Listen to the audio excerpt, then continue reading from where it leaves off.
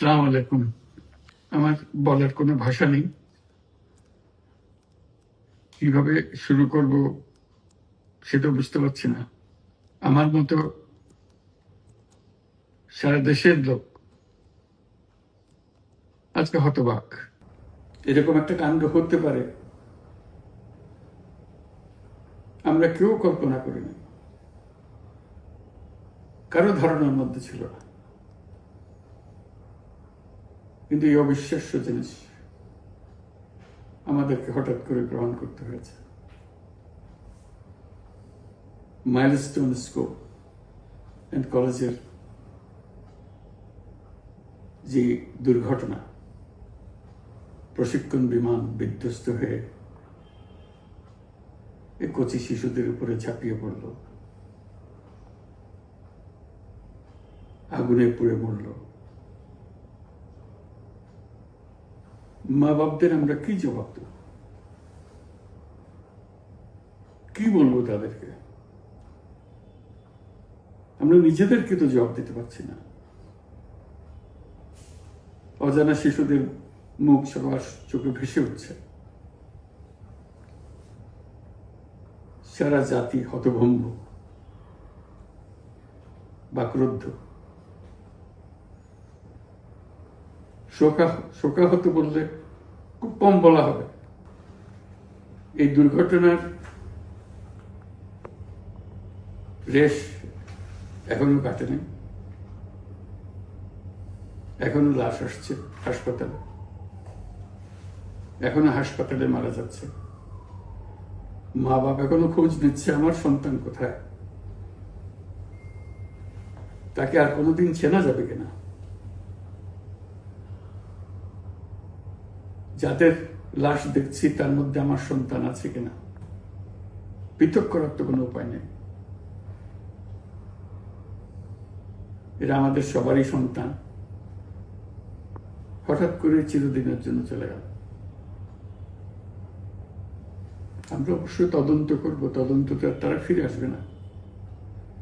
আমরা চিকিৎসার ব্যবস্থা করছি, সবাই ঝাঁপিয়ে পড়েছে। সকল হাসপাতাল, সকল মানুষ ছুটে আসছে। আমরা সবার কাছে অনুরোধ করছি, হাসপাতালে ভিড় করবেন না, কারণ যারা আহত তাদের জন্য এটা ভালো না।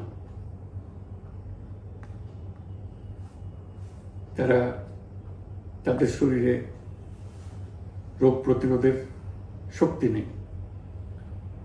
আমরা ভিড়ে থাকলে আমাদের শরীর থেকে কি রোগ তাদের মধ্যে ছড়িয়ে পড়বে তা বলা মুশকিল। কাজে দূরে থেকে দোয়া করেন সবাই।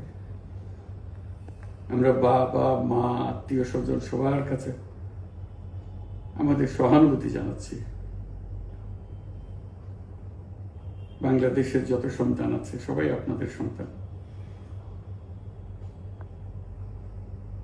আমরা নিজেদের মনকে সান্ত্বনা দেওয়ার চেষ্টা করুন। আমরা সবাই নিজেদের মনে সান্ত্বনা দিচ্ছি, কিন্তু আপনাদের সান্ত্বনা বিরাট ব্যাপার।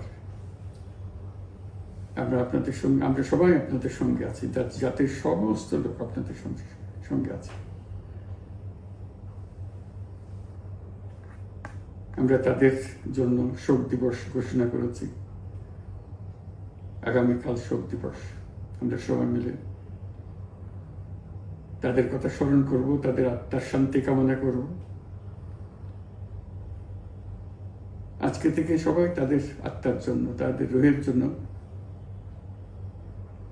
মাগফিরাত কামনা করব। আল্লাহ আপনাদেরকে শান্তি দিন। আমাদের জাতির সবাইকে, যারা এই দুর্ঘটনায় বিধ্বস্ত, সবাইকে আল্লাহ শান্তি দেন। তাদের জন্য দেশবাসী সবাই আমরা দোয়া করছি। আল্লাহ এই শিশুদের জান্নাতবাসী করে। খুদা হাফেজ।